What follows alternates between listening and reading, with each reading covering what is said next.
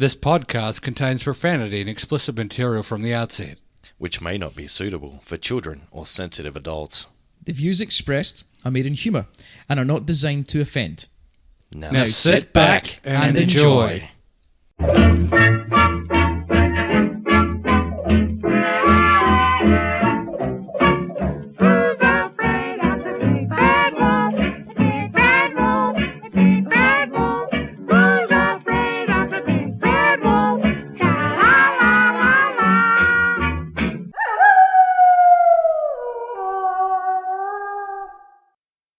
Oh yeah, episode 4, Ladies and gentlemen. Little Pigs podcast.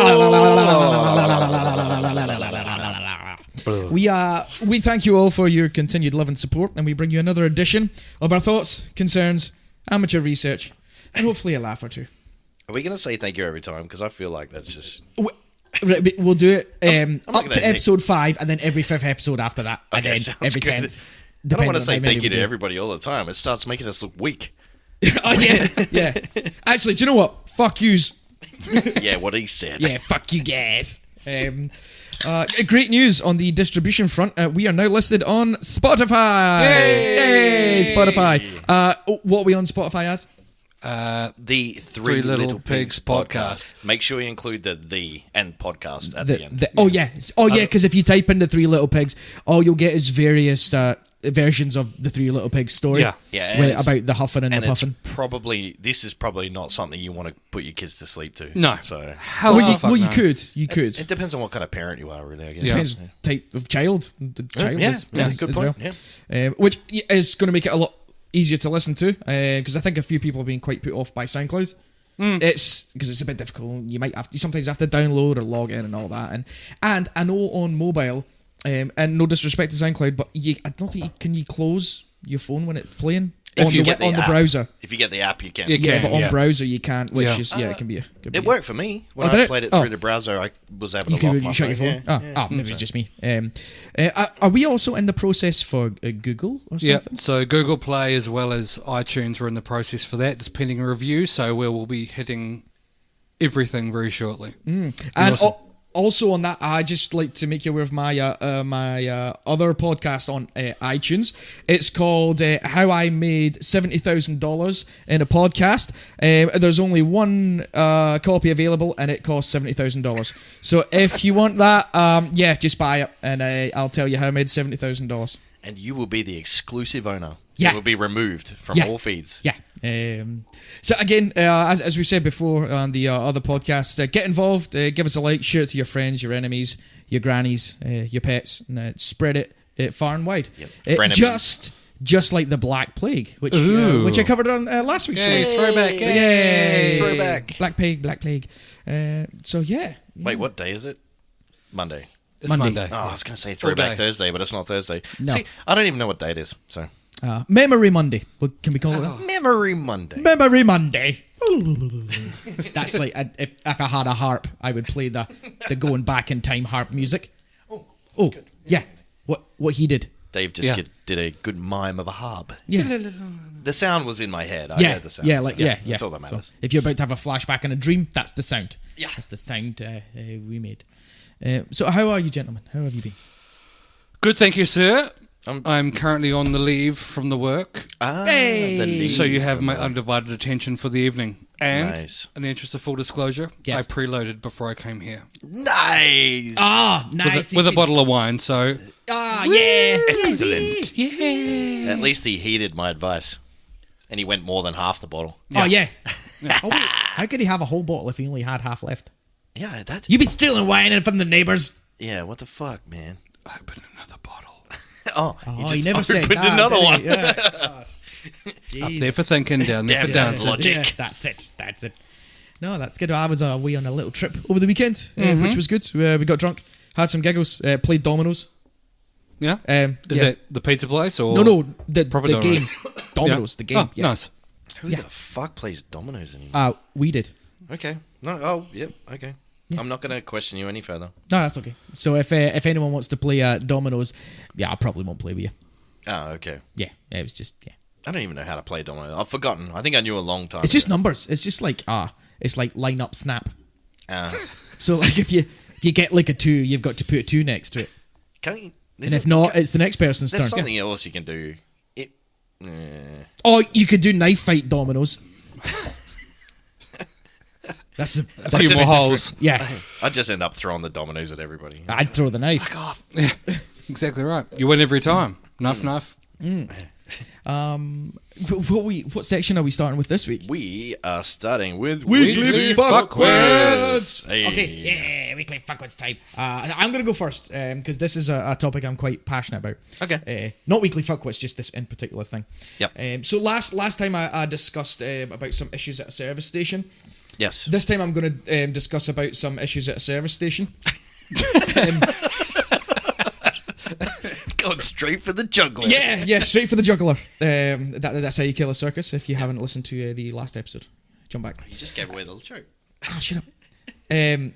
So yeah, right. So see when you go into fuel up, right? Yeah, if you're fueling up's always is a good or a bad experience, yeah. Right? But what gets me, and it's a busy day. Maybe it's a Saturday, right? Or Sunday.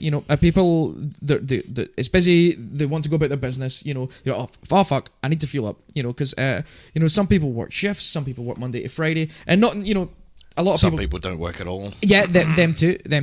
But yeah, so people just want to go in. They want to grab their fuel and they want to leave, right? But, and there's a big but here. There's always that one fucker, right? Especially when it's busy. It's like 11 deep at the pumps. It's whether it's cheap fuel day or you've just caught it at the wrong time. Yeah. And what they do is they pull in and they take up the back pump of the queue. So they've been waiting in the queue as well. And their next pump available for them is the back one.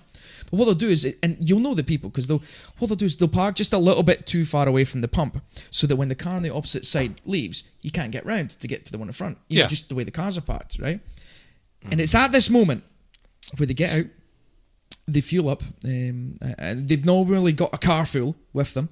Yeah. And they get out, and they go into the service station, and they get coffees and hot food, and if they've got children, they go and have a play in the fucking park, and all the while the fuel pump can't be used, and you can't get round, so there's like 2 fuel pumps out of operation, all because this person was too lazy to fuel up and park the car in the bays right next to the fucking where the fuel pumps are. Yep. Those pricks. It falls back down to queue etiquette. Same etiquette. Thing. Queue etiquette. And to me, if you do this, you deserve a paddling. Yeah. That's what paddling. You're a fuckwit. You're a fuckwit. That's bottom line. Bottom line. 100%. Good night. Yep. I'm a bit too passionate about this one. I need to stop. Yeah. Okay. Fair enough. Yeah. If you're gonna get stuff out the servo, if you're gonna go in for servo treats, park your car. Yes. Park car. Pay for your fuel. Park up. And then you can get servo treats. You can spend as long as you want in there. So this person you're talking about, did they go and do their shopping and shit first before getting fuel? No, they get the fuel, but then they just leave the car. They leave the car at the pump. Yeah, I know that. So instead of, I thought you came across that rare one. The rare one that goes in first and does all the shit.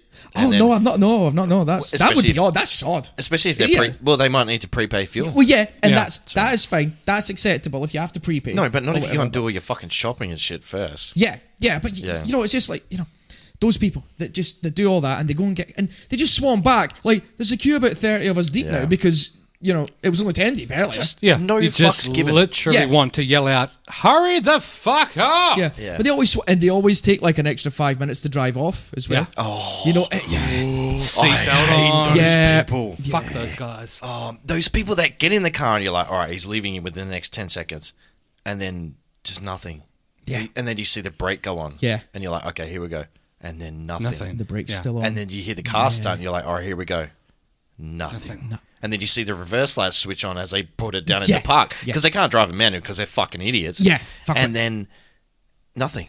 Yep. And then the brake lights go off and they finally start travelling on. Yeah. Fuck, I hate those. But then they've got the cheek to look around at everyone. Oh, what are you fucking looking at me for? Like they've got the cheek to look at everyone else like that, and everyone else, and we're all just sitting there like trying to calm down and just staring at them. No self-awareness. No, none at all. No consideration for anyone else. No. And so if you're one of those people, stop listening. Yeah, go fuck from yourself. Now. Yeah, we don't need you. Yeah, we don't need that kind of negativity in our lives or listening to our podcast. We don't need that. So that, gentlemen, is my That's my weekly fuck. And it's not just one particular thing. It happens regularly. Yeah. All the time. Yeah. All the time. I think society is just shaping that way. Yeah. There are more and more of these people, and they're taking over. Yeah. As a side note, who are these people that can afford so many servo snacks? Yeah. Like servo snacks are expensive. Yeah. You know, like the flavored milks or like bottled water, even bottled water. Yeah. Like they're coming out with like armfuls of servo snacks. Yeah. It costs more than the fuel. How do you afford this? That's how petrol stations make their money. Do you know? No, but how do these people afford? And we shouldn't judge when we stare at people. But it's. So yeah, like these people, I don't know how they afford this because I can't regularly afford. They can't afford it. They just do it because of laziness. Yeah, but it just winds me up. Yeah, it winds me up. And the servers have got a lot to blame for. Why are snacks so expensive? That's how they make their money. So yeah, Jamie's fuckwit again with the queue etiquette, fuel, etc., etc. Yeah, and it's not one person; it's a group of that type of person. And onto my one, I can't get away from similar general public, general whole thing. And look, I'm going to keep mine fairly simple this week. Yeah, and it ties in with what we're talking about for our main topics. Yeah. Oh. So it's not about the service stations. No. It ties in with our main topics we're going to be talking about later.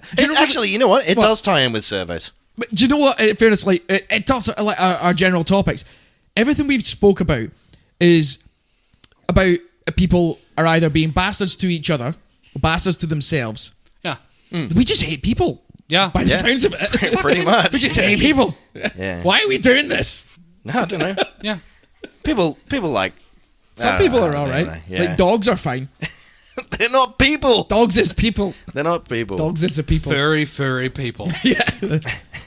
Yep. So, like I said, my fuckwit this week is simple, right? People without germ etiquette. Because I saw a few things this week, which, and I'm by no means a germaphobe or anything like that. Yeah. But just simple things. People who sneeze on their hands and then touch door handles or they cough all over the place. Just just anything. Yeah. And you know what? I'm not even going to go into it because it's self-explanatory. Yeah. Germ etiquette, people. Think about it. Keep it in the back of your brain or the front of your brain for this week at least, right? Let's just, you know what? Make it the unofficial fucking Chris's germ-free week. There we go. After you listen to this, Chris's germ-free week. Wash your hands. Yeah. You grubby fuck. Yeah. Yep. Or if you do something that goes, oh, I probably shouldn't touch that. Don't touch it. Yeah. Don't shit on your hands and then touch a doorknob. Yep. Don't poke the fingers through the poo hole and then, like through the toilet paper. I don't think that's an approved cleaning method. Okay. I'm not sure. I'm not a doctor, but could be a 1340s doctor. Actually, I've got a bit of a surprise coming for you in a little bit, so we'll keep that. Fucking chip my tooth. This guy. So the bottle of wine Dave mentioned earlier on has rapidly deteriorated into let's fucking do this. It's a bottle of homebrew, a can of 2 bottles of homebrew. 2 bottles of homebrew. And a can of bourbon. And let's hope he doesn't make a mess this time. Yeah, he's making a mess. Yeah. All right, Dave, tell us about your fuckwit. Okay, ladies and gentlemen. Hidden in the news recently the last 2 days, was a gentleman from Australia. His name is Nicholas Carr. He's the fuckwit of the week and also the legend of the week. Okay. Yeah.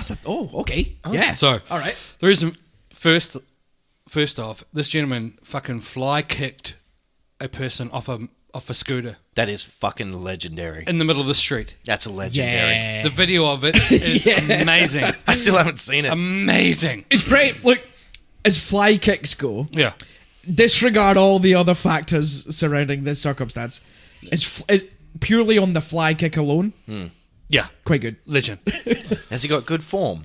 Oh, yeah. 100%. However, there are some other issues surrounding this. He may have broken into a house. He may have caused himself an issue.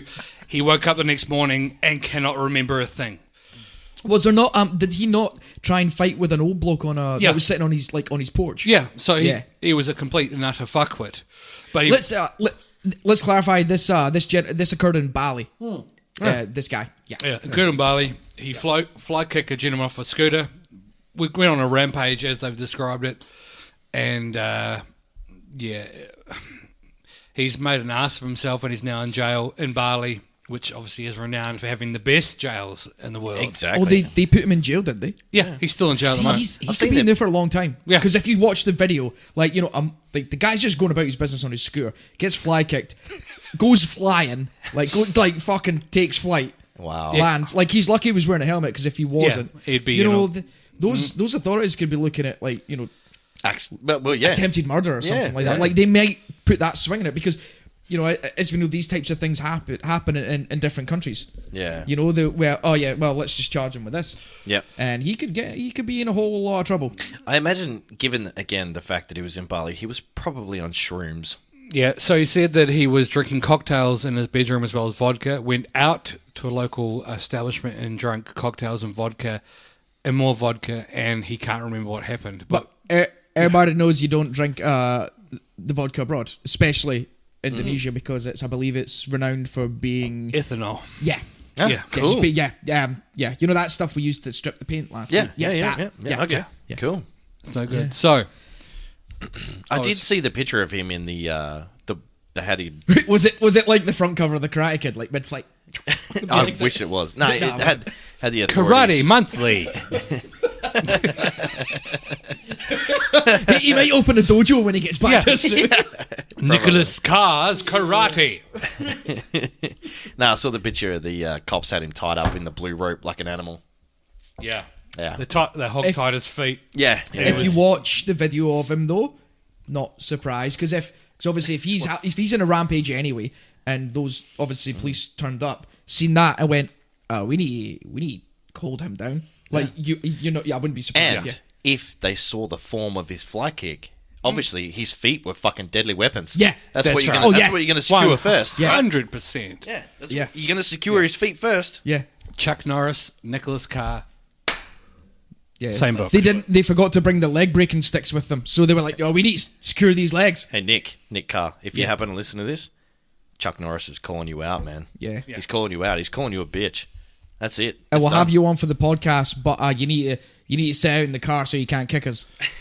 So, the pastor, he said, I apologise. I don't remember anything at all. I just want to apologise to everyone, victims, the Bali people, to anyone affected by this at all. So, Mr. Nicholas Carr, although it was a well-executed fly kick against the man on the scooter, you, sir, are the fucker of the week. Yeah. Can't handle your piss. Hey.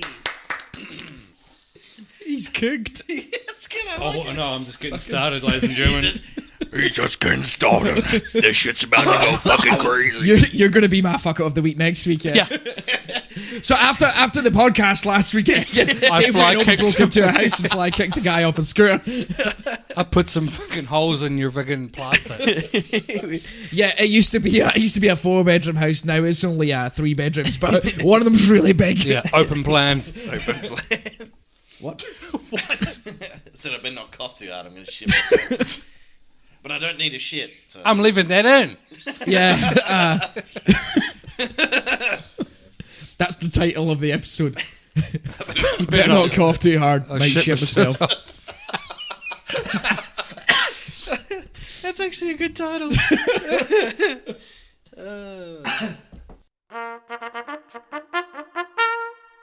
Okay, so last week, as you gents and some of the listeners know, I covered part 1 of my series, because I don't know how many episodes are. How many it's going to take? Is it technically a series if there's only 2 parts? There might be 3 parts. I don't know. Like 2-part series. Yeah, there you go. Yeah, 2 part. Yeah. Well, so I covered 1 part of the topic of the Black Plague.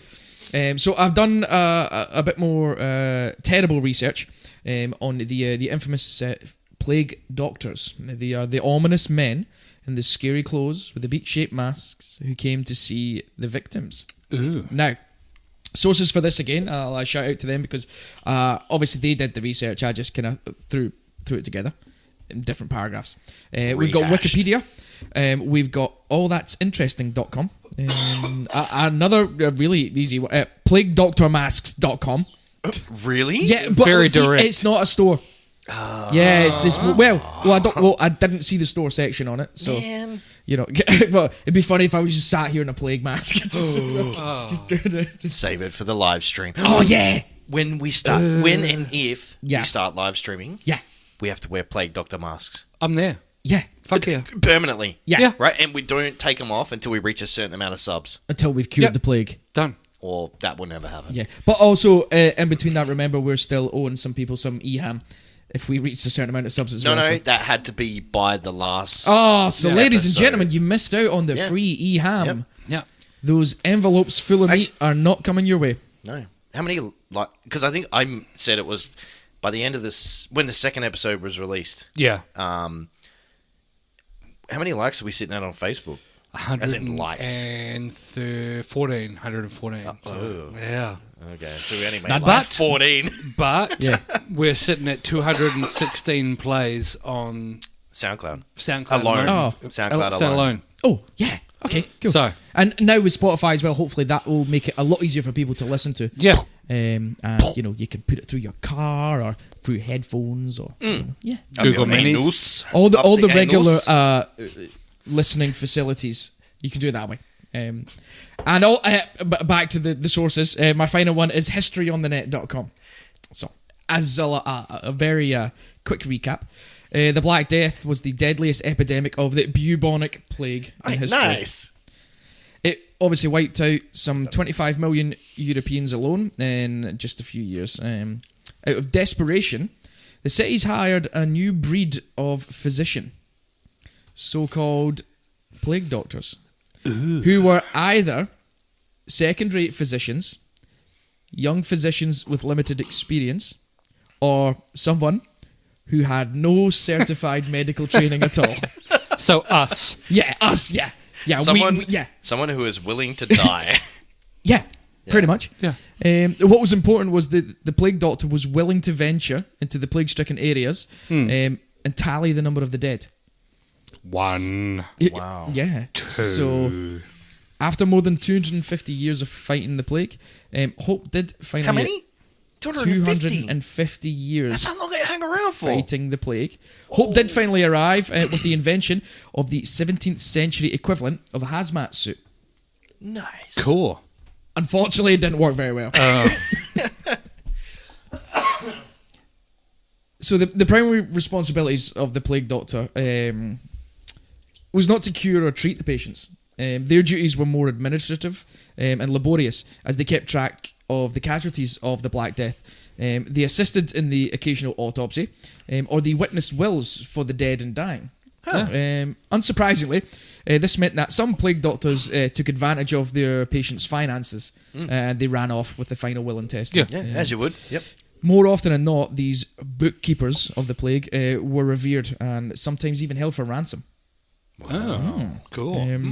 So they were hired and paid by the city or the town, but the plague doctors saw to everyone, regardless of their economic status. But though they did occasionally invent their own cures and tinctures, which they included with a fee to the wealthier patients. So, of course. if you eat this cheese, your dick will start dripping, and you'll be fine. Take 2 of these and call me in the morning. So it wasn't immediately obvious to the doctors and the victims at the time how exactly the plague had spread.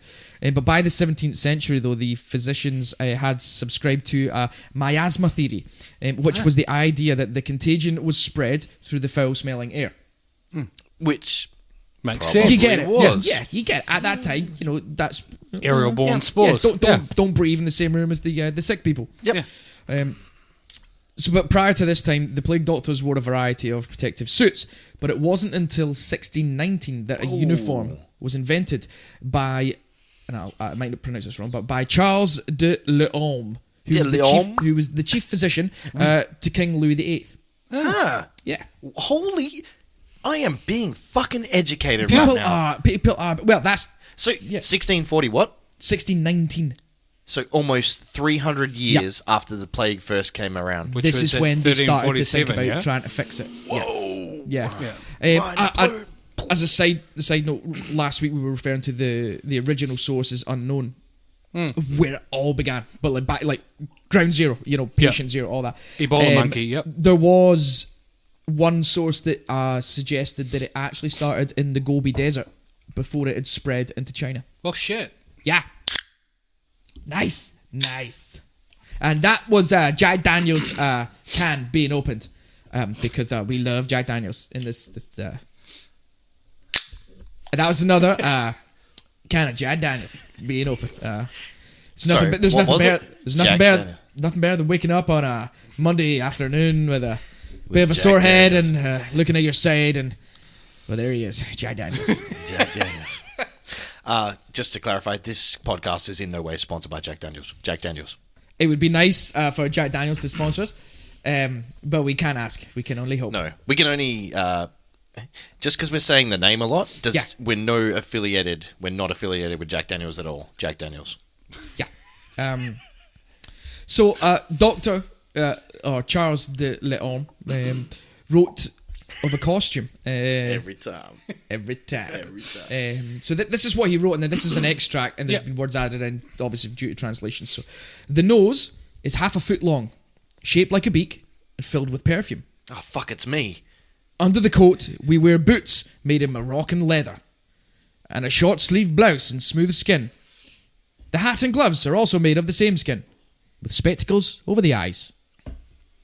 So that was his first. That's the concept. That's what he wrote. That's what he had in his head about the hazmat suit. Oh no, that's what he made. Like that was his plans. He was like, this is what I'm going to make. This will be it. This was this was his plug to the dragons in the Dragon's Den.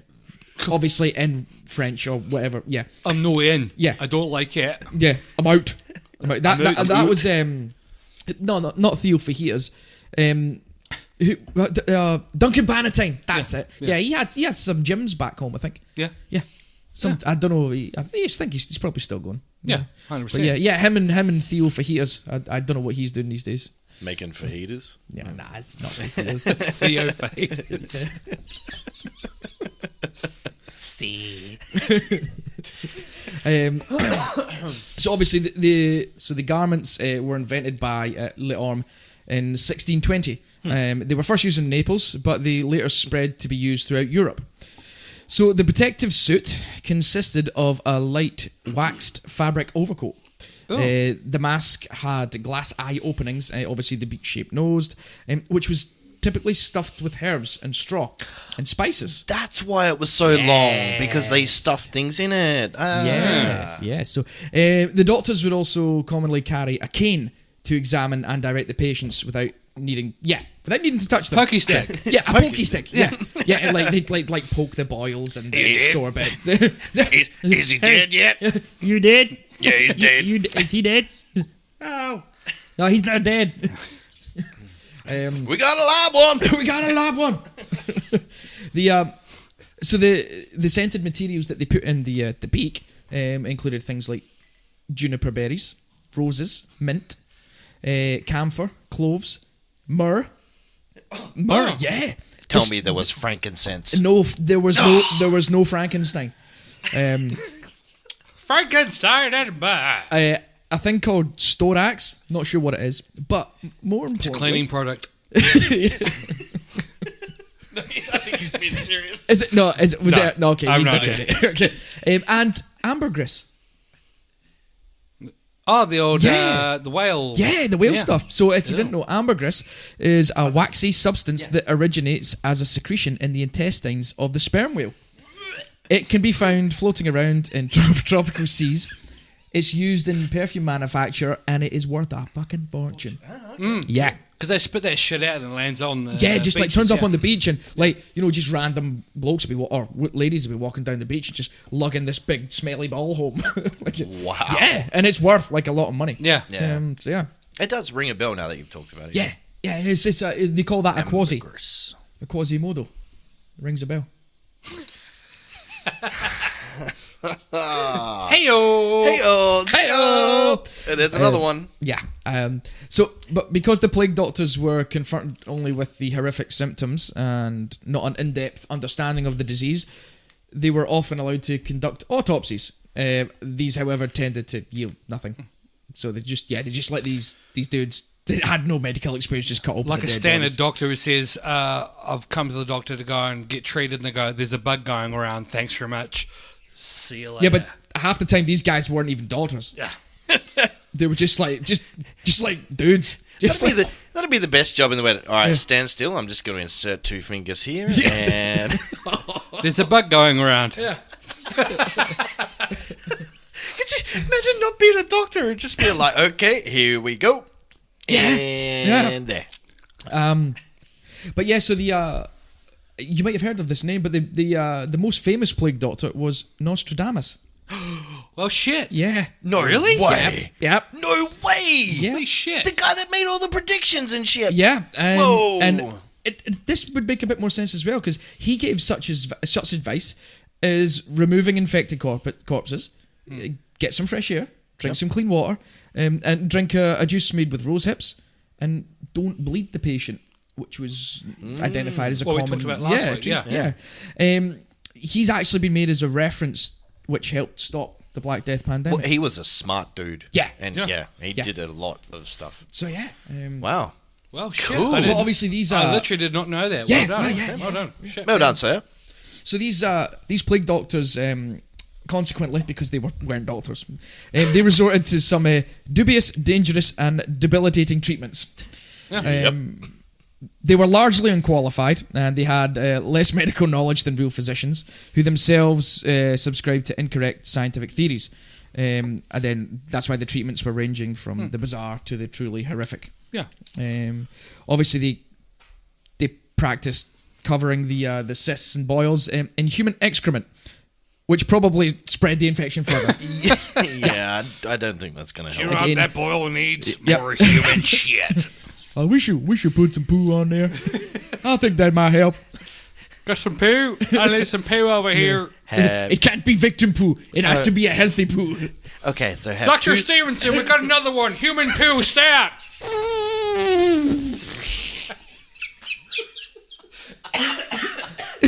This is what you were looking for, boss. Robert Ian. Robert Ian. So like that was one of the methods. Again, they also turned to bloodletting, obviously lancing the boils and stuff to drain the pus. Again, all these practices could be quite painful, though, and this one, which sounds horrific, the most painful must have been pouring mercury over the victim and placing them in an oven. So Master Chef. Yeah. Yeah.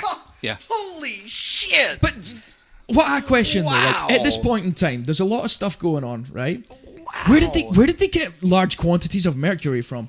Yeah.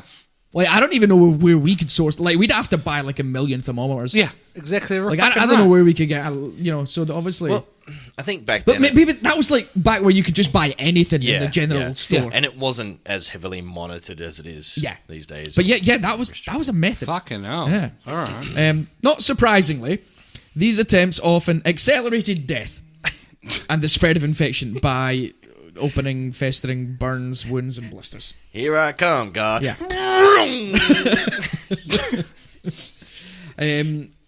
What I have found though is a number of suggested preventions and cures, and it's kind of split into a table. So I'll go through a few with you. Yeah. So there's firstly there was the suggestion of to carry flowers or wear a strong perfume, and the thought about this was the smell would help ward away the disease. Didn't work. The next one was drink a hot drink, and again this would help the victim sweat the disease out. Didn't work. The next one's a bit obvious. Carry a Lucky Charm. Yeah, it didn't work. Yeah. The use of leeches. Didn't work. I wonder who suggested this one. Smoke a pipe of tobacco. Bing. and again, the smoke would ward off the disease. Fuck off, disease. Get out of here, you fucking piece of shit. It didn't work. Yeah. Give a strong dose of laxatives. This would cause the victim to completely empty their bowels, thus removing the disease. I like the theory. But Jesus, but then the shit just ends up in the bucket. Yeah, but then what happened was the strong doses of the laxatives caused death via dehydration. Yes, and again, finally, the thought process in being covered in mercury and placing them in the oven was that the combination of mercury and the heat from the oven would kill off the disease. Well, if it killed them and incinerated them, then yeah, it worked. Yeah, sure. Well, yeah, well, technically you've killed the disease. Yeah. And a carrier. So, yep. Hey. Problem solved. And that, my friends, is the end of my tale on the Black Plague and its ominous doctors. I hope you have enjoyed. Fin. Yay, part 2, yay. All right, gentlemen. This week, I am going to be talking about Disease X. Oh, wow. It ties in with the theme of the plagues and stuff. Also, okay, so I will disclose this week my sources are from the World Health Organization website, a website from a company or an organization known as Eco Health Alliance. More specifically, I will be quoting works from Robert Kessler and Henry Peterson, who I believe are associated with the Eco Health Alliance. Oh, cool. And slightly Wikipedia as well. And as a side note, this dirty needle he found in a bin. Yes, which I studied. Okay. Sorry. Who's that virus, the X? Oh, goddamn. Okay.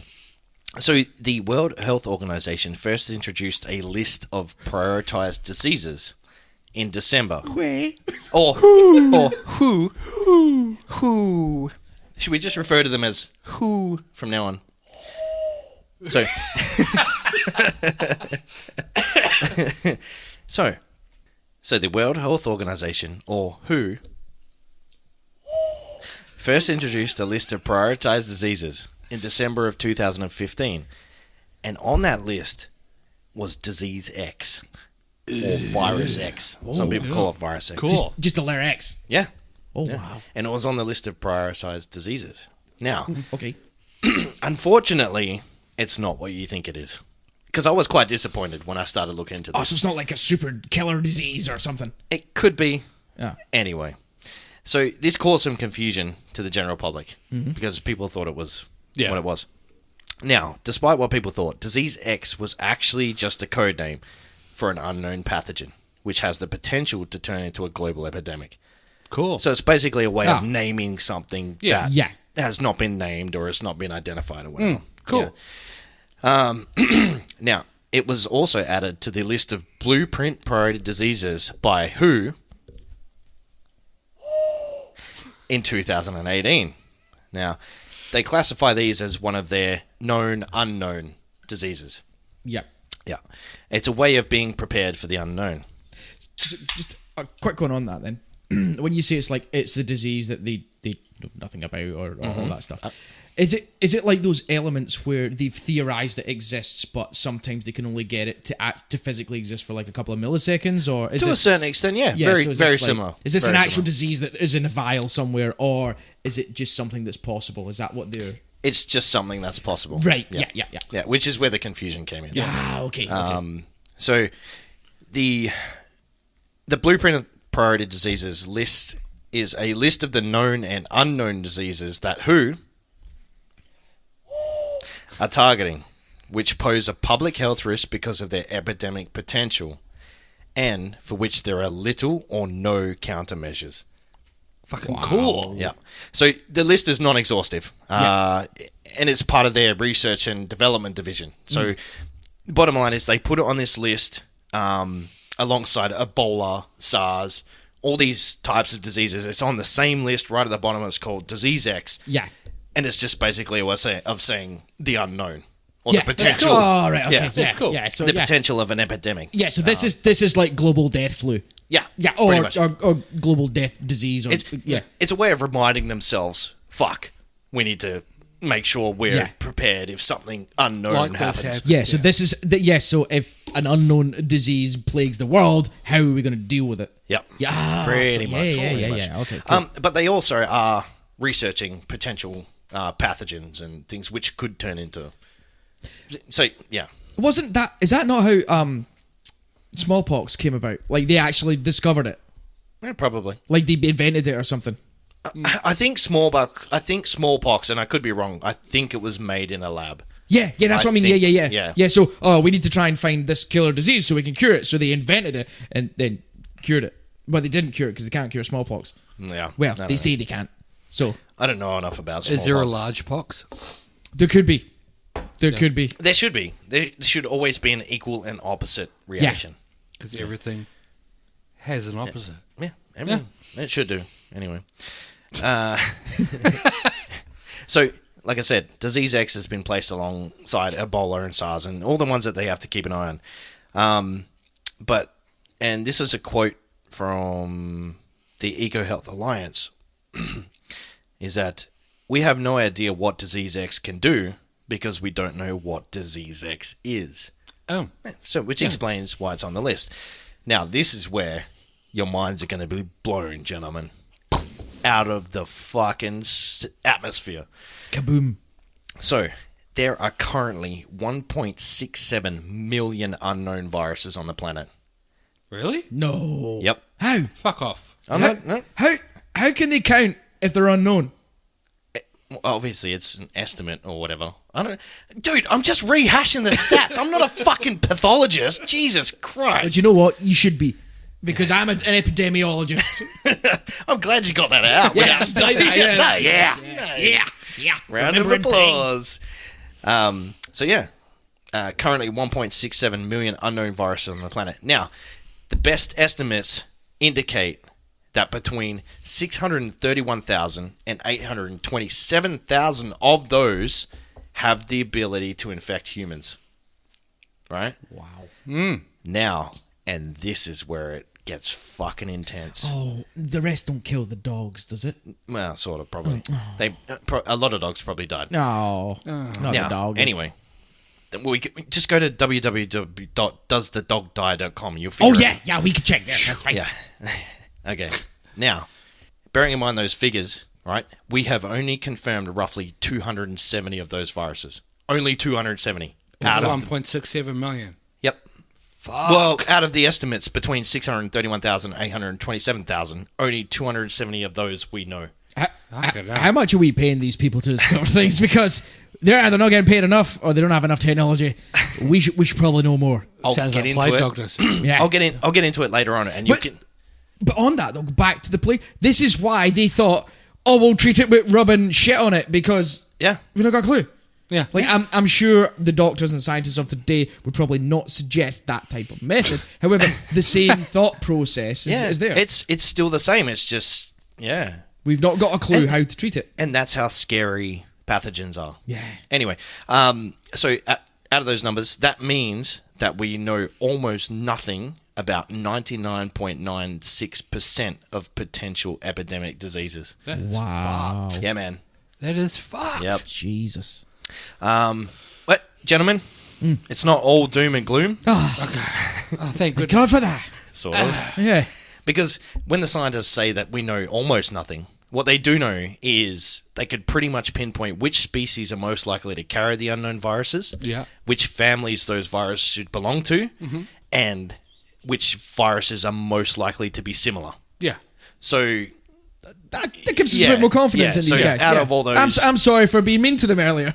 Well, still. Yeah. Still. So the EcoHealth Alliance has generated a hotspot map for a global pandemic risk, which could give us an indication of where Disease X is most likely to make the jump to people. Yeah. Right? Mostly, and this falls back to the plague, mostly South and Southeast Asia. Huh? Also China. I would say just vast population density. That's right. Yeah, that's pretty much it. So South and Southeast Asia, Africa, Central America, and Central Europe. Yeah, just again, population. Yeah, no, you know. Yeah, it's got a lot to do. Yeah, so So yeah, no, you touched on it, Jay. So one of the major things that's influencing these pathogens is the human interaction with the environment. So, for example, some of these hotspots are obviously fastest growing or overpopulated areas in the world, which means that animals are being forced to interact with humans because of deforestation and things like that, urban expansion. Yeah. And it falls down to, like, there's towns or those provinces or whatever in India, but they're just like mice. They live in conjunction with the mice and stuff like that. Yeah. Just because there's so much urban and so much population, the animals have nowhere to go. So, and same with the monkeys in some of the Indonesian towns and things like that. The monkeys they're just there. Actually, when we were in Hong Kong, I thought there was going to be monkeys everywhere. I was heavily disappointed there was no wild monkeys in Hong Kong. But on that as well, there's that island off the coast of India. There was big thing within the last year because remember that American guy that went. Oh yeah, he went there to try and I've got to convert them all to Christianity, and they killed him. There's an island that's never been. They can never make contact with them just because they're so hostile. Yeah, and there's been attempts over the last 40, 50 years to make contact with these islanders, and they've never been successful because they've always been so hostile. Wow. So. Yeah. Well, I think what India did was they made it illegal for anyone to go within a certain mile radius of the islanders. They've pretty much now given up hope. They've said, look, there's no point. The people don't want us to come. Yeah. All they know is that random people turn up in boats and ships and and they start shooting us with arrows and throwing spears and things like that. Wow. So they've said, let's cut it off because two issues. One, we could be carrying diseases that we're immune to them and wipe them out completely. On the contrary, they could be carrying something that is completely unknown to the rest of civilization, which again, could wipe us all out. So, let's live and let live. Let's cut ties and we'll just leave them alone. Let's leave them the fuck alone. Because that guy got a fuckload of arrows thrown at him, didn't he? Very quickly, and they started hacking his body up in that as well. And I think the authorities tried to get a helicopter down to lift the body, and they just got attacked as well. So they just we can't do anything about that. You're telling me these people can get arrows and spears at the choppers? Oh, well, if the chopper was low enough, but it's not just that. Like they're hucking up what's that called with these spin bolo stuff? Boloing fucking rocks up at a helicopter. That's dangerous. So they've just decided not to make contact with this tribe anymore. Leave it at that. But again, one of the biggest concerns from the governments is the fact that these people have never been exposed that we know of to Western. They could have disease X. Yes, they could could be carrying our disease as well. So sorry to interrupt, but that's right. You just reminded me I'm going to bring something up. Hang on. I'll find out the name of that island, actually. He turned up in a canoe and got a fuckload of arrows thrown at him and he fucking died. I think what happened is he turned up of a fishing boat and the fishermen on the boat saying, we'll drop you kind of near it. But I think those fishermen got hauled in as well for that because they were too close. Yeah. They were far too close to the island. So the Sentinelese, also known as the Sentinelli and the North Sentinel Islanders, are an indigenous people who inhabit North Sentinel Island in the Bay of Bengal in India. They are considered one of the world's last uncontacted peoples. Wow, there you go. Maybe I might cover this a bit more next time. There you go. I'll jump into the Sentinelese. We'll probably not invite them. Well, they're not going to hear it, are they? They throw spears. Do you know what? They probably got better mobile data than we do. Yeah, maybe I might cover the Sentinelese and Sentinel Island. And we'll cover a bit about the contact attempts that have been made over the years. Sounds like a good idea. Sorry to hijack there on that point. Yeah, you'll pay for it later. Yeah. So this map that the Eco Health Alliance have been using has shown they're using this map to focus their research and development for disease X, but it's like looking for a needle in a haystack. Yeah. Now, to put it into perspective, this haystack is roughly 316.9 million square kilometers. Fuck. That's the haystack. That's a lot of hay. Yeah, that's a haystack. Mm-hmm. And the needle is only 0.000008 of an inch. So it's smaller than a regular needle. Yeah. It's a single cell. They're looking for a single cell in all that land. Yeah, probably not going to find that. Yeah. It's mental. Jeez. So disease spillovers from animals to humans is pretty rare. At the best of times, and it's very difficult to research. Mostly because when the viruses make the jump, they go unnoticed. Yeah. Because they often get mistaken for other diseases. Yeah. Or the people don't show symptoms, or they recover too quickly. Yeah. Or they die. Which is probably what's kind of theorized in many zombie apocalypse type films. The dogs is fine. The animals is normally fine, and the people are not. Yeah. Like the dogs just don't get infected. Yeah, it's not often a pathogen will jump from one species to another. So. Yeah, apart from obviously like avian bird flu. Avian flu. You know, and that's that. I think that was one of the ones that used to be on their list. Yeah, but they got on top of that. They just they got on top of that. Exactly. Right. So, but yeah, most of these ones that do make the jump, they don't get media coverage because they're boring. They're either like a common cold but whereas stuff like Ebola. That's because it's so horrific and it does whatever it does to you. It gets a lot of media coverage and stuff. But it's happening all the time. So with Ebola, when we covered with the Black Plague, well, that covered last week, the issue with Ebola, and again, it was the same with the Black Plague. It wasn't just the disease that was the issue. You got the other issues because you've got third world country, you've got no clean drinking water, you've got unbelievable levels of famine. So these are all factors contributing towards the epidemic, not just the disease itself. Which is like a breeding ground for the disease to take hold of the entire community as opposed to combating it with whether it be medication or appropriate levels of... Even when they were trying to treat Ebola, there was reports of, like UN care packages getting dropped in, and it's getting taken. Things are getting taken because there's other civil war or civil issues in these countries as well. Yeah, a lot of variables. Yes. A lot of variables. Blood diamonds. Blood diamonds. Blood diamonds. All right. In closing, gentlemen, pretty much I've got a quote here from Robert Kessler, who wrote the article on the Eco Health Alliance website. Yep. Miles from the nearest city, deep in the dark recesses of a cave in the Guangdong province, it waits. Perhaps it silently stalks from high in the canopies of trees nestled along the Kinabangtang River, or it lies dormant in one of the 1,000 species native to the Amazon. Disease X. This is not science fiction. It's real. Death Stranding. What's going on with that? Man, that is going to be a blockbuster. What the yeah, man. I literally no idea what the game's about. What's the guy? You haven't even looked at it. No. It's not Norman Reedus. It's Norman Reedus. It's not like it's him. It's Norman Reedus. Yeah. And he's Video games are taking over the movie industry. I've literally, as far as money and budgets and time, production, stuff like that, they're taking over Hollywood. So for Death Stranding, I've literally no idea what it's about. They've released lots of... Yeah, okay. I'll try and summarize it for you. Go. Yeah. Okay. Go. It's going to sound fucking weird. The producer, the developer... Hideo Kojima.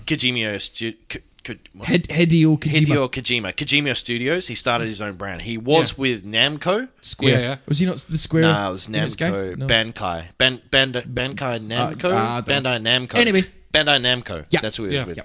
Bandai! And they fired him, essentially. Anyway. Yeah. Okay, so this game, the leading role is Norman Reedus. Yes. And there are a few other B+, A- celebrities in there as well. It's sometime in the future in a Pokemon? What the fuck? Post-apocalyptic... It's future Pokemon. Yeah.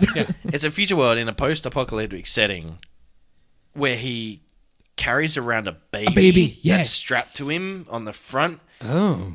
And there's these invisible beings that chase you, but they can't see you and if you don't breathe. And then they got these weird little backpacks with lights on them that tells you where they are. And he's wearing he's wearing a weird suit. Yeah. And there's oil everywhere. Yeah, there's oil everywhere. There's just oil and then this sounds like the worst description. Like if this was day one in the boardroom of Death Stranding, and me and him walked in and described this game as this. I've got this idea. Yeah, we got this idea. Bear with us. We get Norman Reedus, a space baby, heaps of oil, a bunch of oil, invisible ghosts, and invisible ghosts.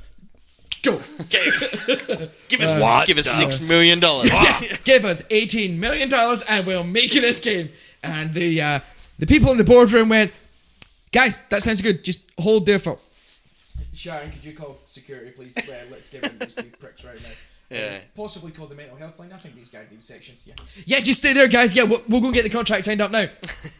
But no, okay. in your time, when you got time, have a look into it. Yeah, it's it's going to be a perler. And for those listeners that don't play games as well, yeah, watch a trailer. Yeah, because how we've described it is exactly what happens. Like literally, this is what it sounds like. But if you actually watch the trailer, it's very intriguing. Yeah, Death Stranding. Death Stranding. So what have I gathered? It's Norman Reedus. Yep. Yeah.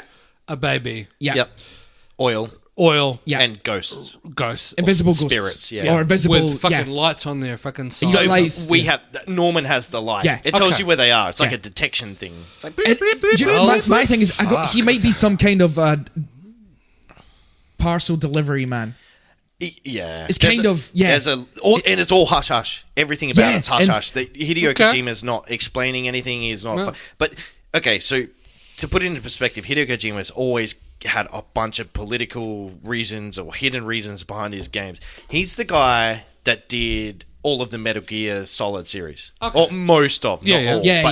He did Metal Gear Solid, all of those, cool. and PT. He was Silent Hill.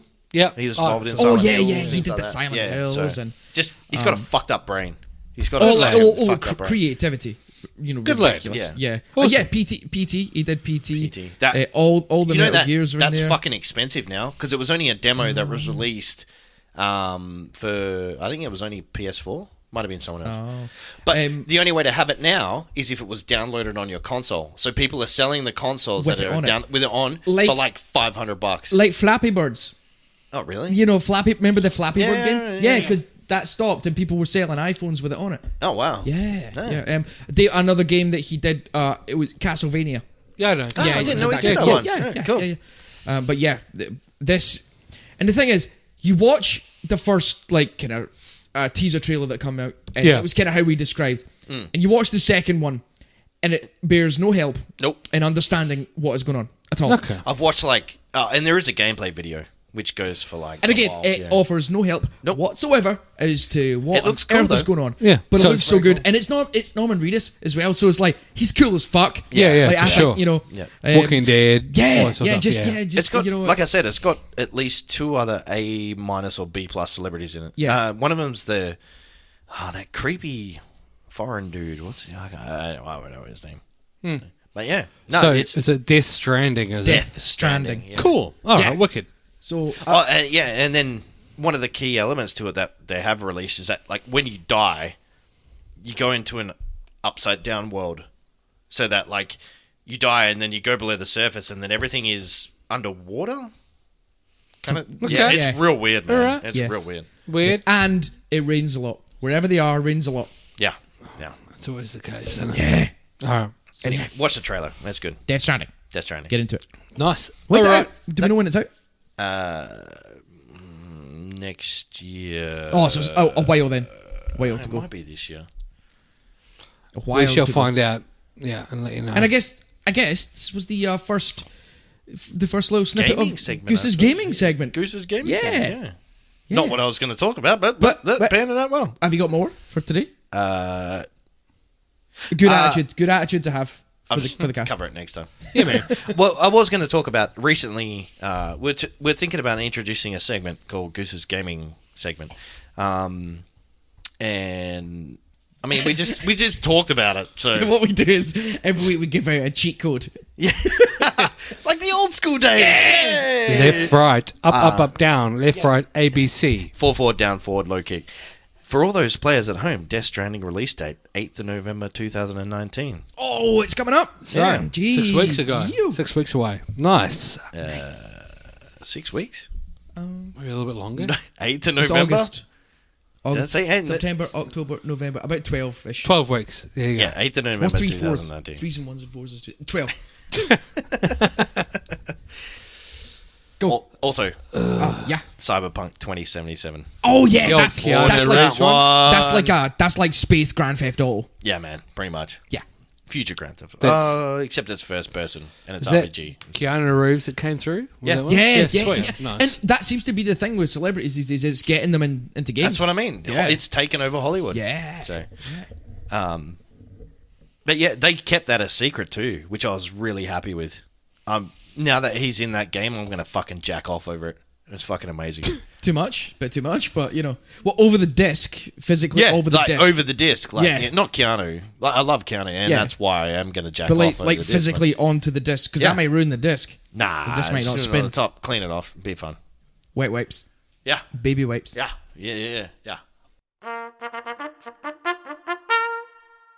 All right, ladies and gentlemen, you're left with me. One bottle in. Prepare. I am prepared. You're prepared. Okay, so an update on episode 1 in relation to Mr. Philip Schwab. Oh, Schwabby. Schwab. This for new listeners, Mr. Schwab killed his partner and buried her in a garden at the rear of his address with her face exposed. And he killed the dog. Correct. One dog. Two dogs. Yeah, and that was the worst thing about that, man. I'm sorry to the lady that died, but the dogs. Donald and Melania were the 2 dogs. Yes. And he sounds like SpongeBob. Yeah, he does. He does. We thought when you told us you were taking the piss. No, but we were showing a video. Yeah. And this guy has the voice of SpongeBob. Yeah. There is an audio clip in episode 1, if you want to go back. It's a very quiet. Did we play that? It's in there. But did we play a SpongeBob for a reference? No. Not for a reference. Okay. Which way Schwab is reference for it. So we'll give you 2 seconds to go back and have a listen. And 1 and 2. And we're back. Episode 4, Little Pigs Podcast. Yes, and we're sorry we put you into a 5-hour SpongeBob hole, because you probably just sat there and watched SpongeBob for 5 hours. Yeah, probably. I would. Yeah, I would have. Yeah. So Mr. Schwab has been going through various different court hearings over the last month or two. So it happened on I think it was the 25th of July or June. I have to double check that. I think it was June time, because we left on the day we left for Hong Kong was the next court date, and that was the 26th of July. So it must have been the 25th of June. Yeah. So it appears that Mr. Schwab is due to court on the 30th of August 2019 for a preliminary hearing. He has applied for special accommodations, which appears to be... Is that like a room with an ensuite? Yeah, it's exactly a room with an ensuite. Well, technically, where he's staying just now, it is a room with an ensuite. It's not that nice. It's a win-win. Yeah. It'll be due to his learning difficulties, but again, I'll be keeping more updates as we go along. So nice. Yeah, nice. Cool. All right. So 30th of August, 2019. Rotten hell, Mr. Schwab. Fun fact: that's right next to when I fly back to Scotland. So you're telling every time I go abroad, he goes to court. His court appearances tied in with your trips abroad, as you say. Yeah. Are you his fucking lawyer? Yeah. I'd be a terrible lawyer. No, his lawyer is Jordan Crane. Ooh, yeah. Is that Jordan Crane? And that was a court-appointed lawyer because it's the death penalty. Death penalty. Yeah, death case. penalty. Yeah. Do you know what? Am I right in saying that these court-appointed lawyers, they're death penalty lawyers, or they're lawyers that are capable in that area? Yeah. But they just don't have a choice, and they have to represent. I think it's more of a legal aid equivalent. Yeah. But because I think there was all the Stephen Avery case is a prime example. It was such a big case, and those lawyers received so many death threats and all that. You know, how could you represent it? But I think they're duty bound as lawyers. They have to do it. They've got a choice. They've done unless the defendant sacks them and says this person's shit. I don't want that. They've got to do it. No, but they'll just get another one. Because because they've found attorney, because they've found people who have been on death row, they've found them not guilty of their crimes later on. Yeah. So now I think it's like an implemented measure to just say, look, you're a death penalty lawyer. Look at this guy's evidence. Make sure there's no obvious holes in it. Because I guess it's fair. It's fair to him. It's not just like they get in touch with some property lawyer and go, oh, by the way, you're representing this death penalty case now. It's like it's someone that specialises in that area. Yeah. Just in case there's something that has been obviously fucked up. or obviously planted or fucking and, whatever. So there's quite a touching film on a person in death row, and I forget the name of it. It's Sean Penn, and it's the Dead Man Walking. Dead Man Walking. That's that was the one. I have seen that was a white. It was Susan Sarandon. Yeah, no, Sigourney Weaver. Susan Sarandon. Nah, Susan Sarandon. Susan. She played a nun. Yes. Or a religious woman. Yeah. That was for a charity that helped, just helped the guys on death row. Yeah. The Green Mile, also good. Yeah. Yeah. So yeah, Dead Man Walking is very, very good film. It dramatizes it very well. Yeah. So yeah, death row. And on death row, it's a wee bit different, but at the same time, I want to touch base on. I want to add some New Zealand flair to our podcast. Oh, here we sweet go. as, bro. Bit of homeland culture, mate. Bit of homeland culture there, son. As I don't know, you've realised, but due to my accent, I'm originally from New Zealand. I think you've lost most of the accent, mate. You're one of us now. Yeah. Well, he's Scottish. So, I've gone way back. I wasn't talking about that. I've gone back to 20th of June, 1994. Ooh. Yeah, it's a wee bit old, but at the same time, Memory Mondays. Memory Mondays. Hey, go back down. So, I'm going to talk to you about the Bain family murders that occurred on the 20th of June, 1994. The murders shocked the small Dunedin town where they occurred, and most media outlets covered it in detail. The incident resulted in 5 members of the Bain family shot dead in their family home in Dunedin, New Zealand. The investigation was run by detectives from the Dunedin police. Within 4 days, police had charged the sole survivor and oldest son, David Bain, with the murders of his family. What, 5 people? 5 people, yeah. Have we got anything on ages? Yep. Sorry. So the family consisted of father Robin Irvin Bain, age 58, mother Margaret Bain, age 50, children Arawa, aged 19, female Laniette, aged 18, and Stephen, aged 14. Fucking hell. Yeah. So 5 murders had occurred on the 20th of June 1994 at the hands, allegedly, of David Bain. What do you mean allegedly? This was back in 94. Has this not been solved? Well, that's what we're covering off tonight. Oh, motherfuckers. Yeah. And with us on the show tonight, David Bain. Oh, no, we're not having that guy on. No, it's not the time for field, Doctor. No, comes later. Apparently we got like 20 Bains. Fuck you. You son of a gun. The address was 65 Avery Street, Anderson Bay, Dunedin. The address was described by police as old and in a semi-derelict condition.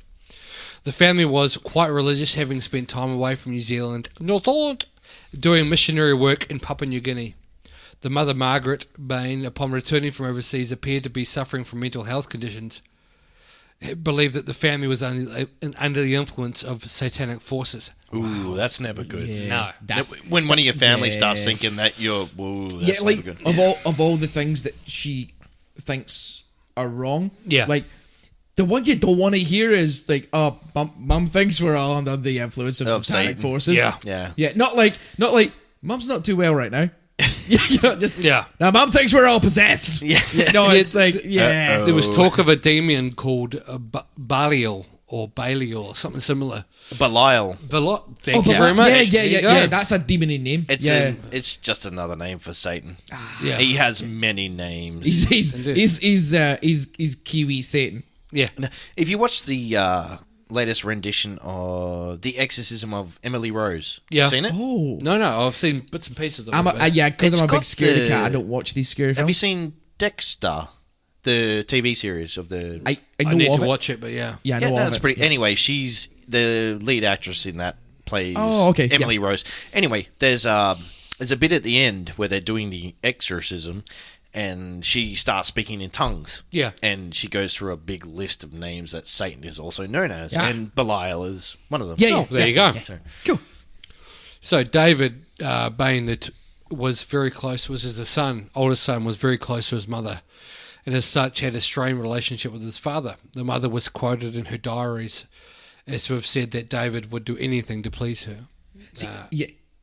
That sounds sinister. And reading that would be sinister, but I guess it meant different than it's just how she's written it. I think. Yeah. Yeah. It's not like he would do anything to please me. He would do anything to please me. He would help out around the house. Exactly right. Yeah, he would try to please his mother more than his father.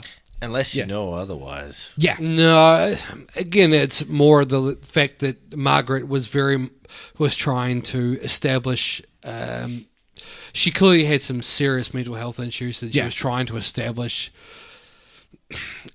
a church, or at least a place of prayer in a home, which was in Anderson Bay. Okay. So she was trying to make the home a work. She was trying to make the home in Anderson Bay a place of worship or a place of prayer. Okay. Yeah. I'm sorry, kids, you can't play in this room anymore. This is now a church. This is the praying room. Yeah, they were trying to. Certain religions in their households will have a prayer room. Yeah, but not making it like this is just a prayer room. This is trying to turn the house into a church. This my house is a fucking church. Yeah, that's the church now. We don't pay taxes here. We are tax exempt. Yeah. So Robin, which is the father, he was 58 years of age. He was a local school teacher upon returning from Papua New Guinea. And at the time of the murders, he was estranged from his wife Margaret and often slept at the school during the week. Oh, poor guy. It only returned to the family home on the weekend, sleeping in the caravan on the property. As I said earlier, police charged David 4 days after the murders with 5 counts of homicide. Wow. When police arrived at 65 Avery Street, they found the family computer on with the message stating, "Sorry, you are the only one who deserved to stay." Was it in a Word document? Just on the front screens, it was like a dot. It was a MS-DOS or original. 1994. 94. Yeah. When you run command on your computer. Yeah, exactly right. Same thing. So police, during their sort of charging, they alleged that the oldest child, David Bain, aged 22, shot to death his mother, 2 sisters and brother in determined order before going on his morning paper run. Now, this is a 22-year-old male who lived at home with his 5 other family members who went on a paper run. And paper runs back in the 1990s would usually result in starting at 5 o'clock in the morning and going for a couple of hours, delivering a set number of papers or newspapers to local homes before returning home. But 22 is quite old for a paper. Very old. Yeah, like Very doesn't the paper person start from like 14? Like that's exactly kind of right. That's paper round age. Like not exactly 22. Right. Like surely he should have had a Mick job or something like that. A Mick job or But speaking from an outsider perspective, and I'm only speculating here, I would have to guess that the whole family was very sheltered. Yeah. So 22 on a paper round was probably not that weird for them. Specifically for them. Well, considering Mum says we're all possessed and she wants to start a church. Paper round, not that weird. Not in the grand scheme of things, it's not that bad. So basically the skinning of the whole thing was the entire Bain family had been shot in the home apart from David, who had been on the paper round at the time. But hang on. You said the mum specifically said in her diary that she was close with David. Yes, correct. Who's to say the mum didn't kill them all except David? If she was close with him and thought he was maybe not possessed, maybe she killed them all, killed herself and let David live. Yeah. Well, then he got blamed. Unfortunately, due to this is what I'm going to go into very shortly, but police allege on return he waited for his father to come in from the caravan and go to the lounge where he would pray, and he shot him behind the computer alcove curtain, typed a message on the computer like I said before, and arranged the scene to make it look like a suicide and called 111, which is the equivalent of the New Zealand equivalent of the emergency number, 111, 111. Oh, so the message on the computer was meant to be for David. Yeah. Yeah, okay. Allegedly. Yeah. Allegedly. So he's trying to make it look, or he's allegedly trying to make it look like a correct suicide, except he lived because he's committed to work. Yeah. Delivering papers. Exactly right. So he had an alibi, or alleged alibi at the time. And what's the moral of the story? Go to work. Yeah. Yeah. If you have a job, probably be good go to it. Yeah. So the defence stated that Robin Bain, which is the father, aged 58, had killed the family because Laniette, which is one of the other children, was about to tell everyone about an incestuous relationship that they were having. Oh, yeah, The daughter and the father, or David Correct. and the mum? And with him being a school teacher, A lot it worse. would have ruined him. Yeah. Makes sense. And that's okay, yeah. But I'm going to go in a few bits and pieces as we go along. During the trial, which occurred, David Bain testified that after his morning run, he entered the house without turning the lights on, went downstairs to the bathroom where he washed his hands, which were covered with black newsprint. I would open and close quotation marks since he was doing a paper run. It happens. Yep. He put some clothes in the washing machine, and Bain noticed that bullets and the trigger lock of his rifle on the floor of his bedroom. And when he went back upstairs, he turned the light on. He found his mother, Margaret, dead in the room, heard Laniet gurgling, and found his father dead in the lounge. And at 7:09... Gurgling? Gurgling, yeah. Oh, my God. The death rattle. Death rattle, thank you very much. And at 7:09 a.m, he rang 111, the New Zealand Police emergency number, in great distress. In his closing address, Crown Prosecutor Mr. Wright said that Bain murdered his family to gain his inheritance, which the parents had put aside for the new house. And in summing up, Justice Neil Williamson told the jury that the Crown had said that these events were so bizarre and abnormal that it was impossible for the human mind to conceive any of their logical or reasonable explanation. Yeah, which points back to the family was unique. Yeah. Let's just put it that way. Yeah, I like that. I like unique. Like, I was going to say odd, but unique. No, the family was unique. Yeah. So the defence for Mr. Bain, David Bain especially... It wasn't him, it wasn't me. Yeah, exactly right. Yeah, is that what it was? So they said that Robin, which is the father, had committed the murder, and he said that little in the way of motive was presented for Robin. In a formal statement, a close friend of the family, Dean Cottle, told police that Laniet had confided in him that her father had been having an incestuous relationship with her, and she was planning on blowing the whistle the weekend before she and her family were killed. Oh. Wow. But Cottle failed to show up to court when called, and when he did turn up, the judge found him unreliable as a witness and ruled against admission of his testimony. Huh. Oh. Which they wouldn't, in a case like that, they wouldn't do it lightly. No. So he must have obviously just not been credible. There's a few issues. Wow. There. So the defence submitted that Robin was a proud schoolteacher who had been rejected by his family and had snapped after months of pressure. Why are they trying to pin it so hard on the dad?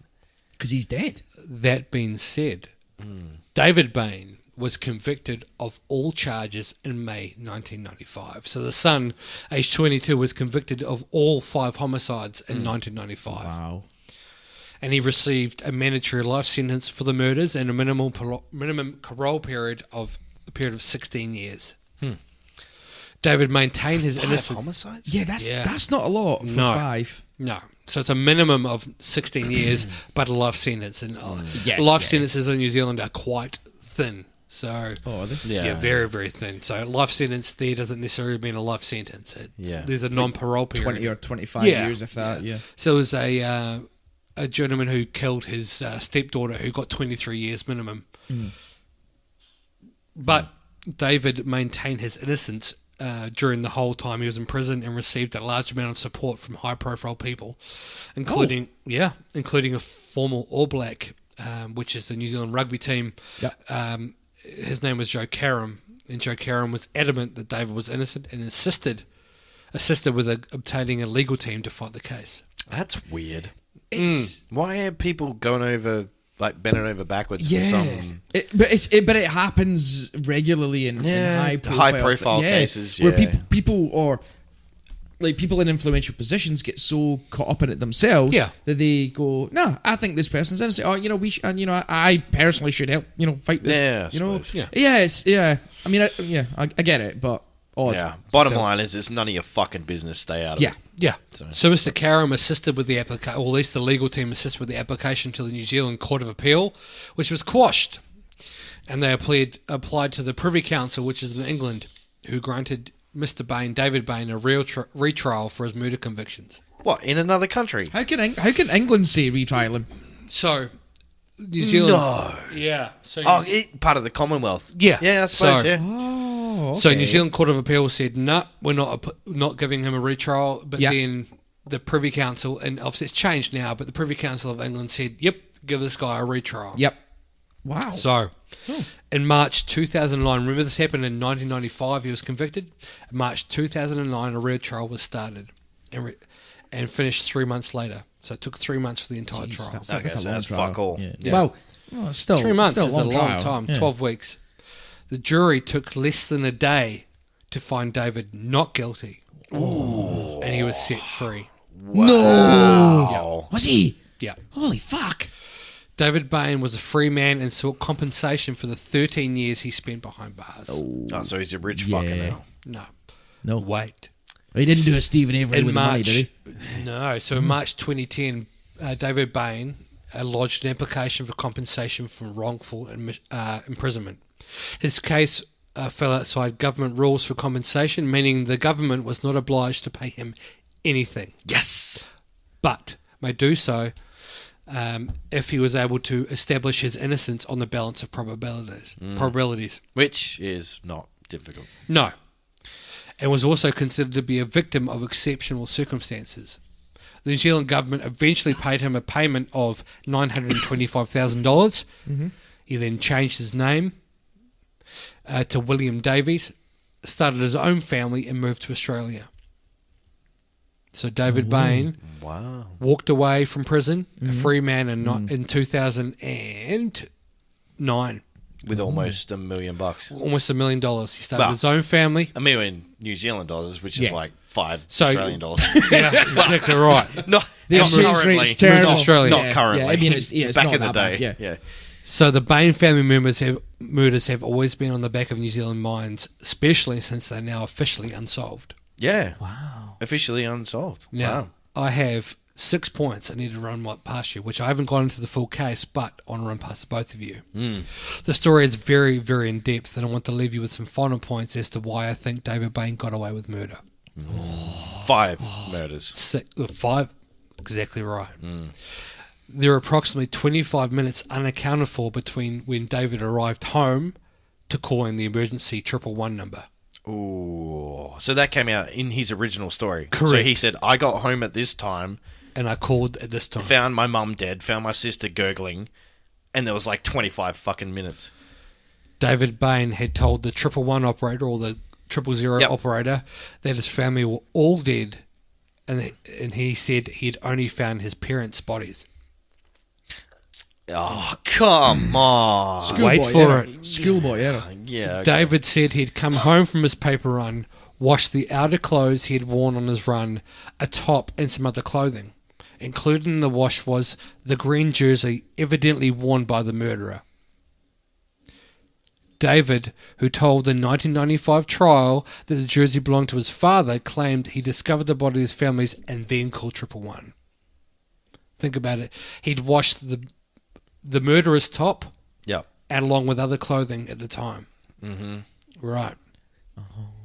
His father was found in another room in an apparent suicide.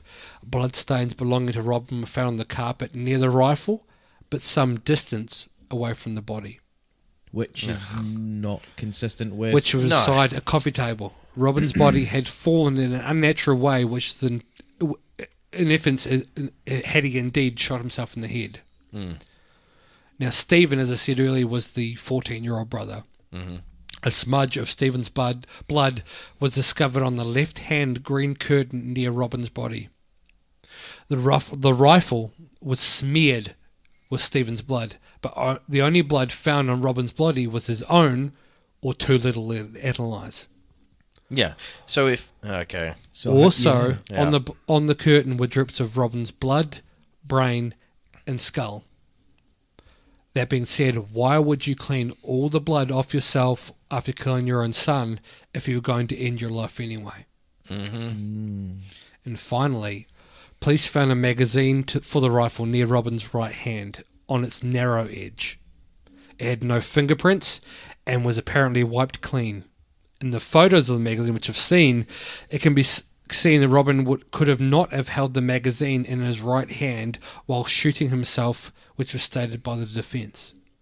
There are a lot more talking points about the Bain murders, but in my opinion, the jury got it right the first time with a guilty plea. Yeah, man.